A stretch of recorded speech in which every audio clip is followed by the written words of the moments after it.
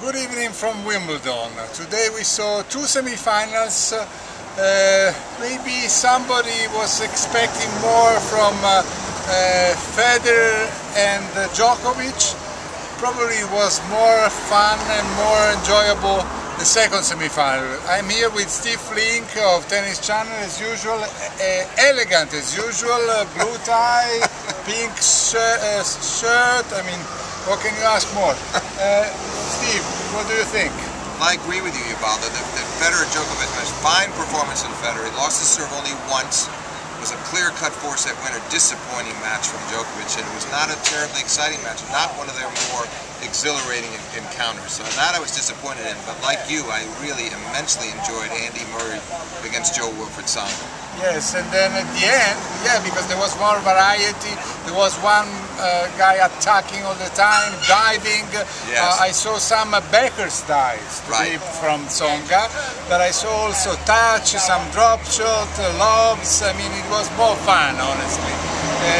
And then the fourth set was still very uncertain. Totally uncertain. I mean, here was Murray, who had been up 2 sets to love, seemed to be in control of the match, lost the third set and played one careless game at the start on his serve, then goes up 3-1 in the fourth, but it was very tough to close it out because Tsonga broke back and it was tight all the way until Murray broke him at 5-6 to finish off the match, 7-5 in the fourth. And as we were a little confused, right, Ubaldo? Yeah. It looked like Murray had won the match with a cross-court forehand return winner. The crowd starts cheering and the lines of his arm suddenly goes out. And Murray has to challenge, and luckily for him, his shot hit the edge of the line, and he was the winner in 4 sets. Yeah. Just deservingly so. Yeah, I do agree. Sometimes the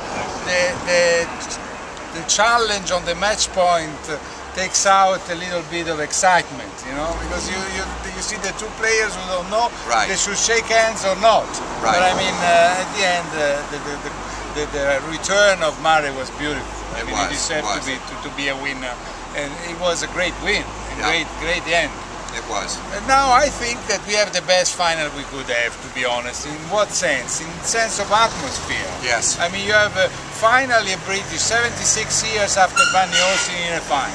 And probably he's giving his benediction from the sky. And because he couldn't care, you know, anymore. I mean, every year they talk about him. 11 British players tried to win a semi-final without success. Right. Now the other one who's up there cheering Murray on is Fred Perry. He was the last one to win it in '36 when he won his third in a row. He'll be talking to Murray in his sleep tonight as well.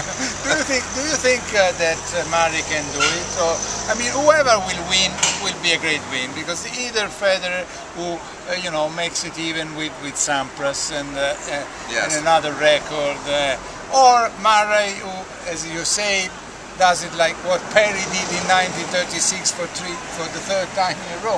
So I think Federer has to be the slight favorite. Having said that, I'm going to go against my better judgment and pick Murray to win the final in 5 sets. Something tells me maybe it's destiny this time around for Andy Murray, and that he'll get that job done in dramatic fashion on Sunday afternoon. Well, I don't know. Maybe you're right. I think this could be the last train for Federer. I mean, because you won't have many other chances. Okay, maybe in 3 weeks when he'll come back here for the Olympic Games. Right. But I mean, another slam for him. I mean, what better chances than this time? He'll be very determined. Both of them will be, and it'll be a shattering loss for either one of them as well. Yeah. Strange enough, they played 15 times, 8 wins for Murray, 7 for Federer, but never played on grass and never played on clay either. And of course, we can't forget that Federer won the 2 biggest matches they've ever played: the 2008 U.S. Open final on hard courts, the 2010 Australian Open, also on hard courts, both in straight sets. And that 2010 Aussie was the last time Federer won a major. So it's very intriguing.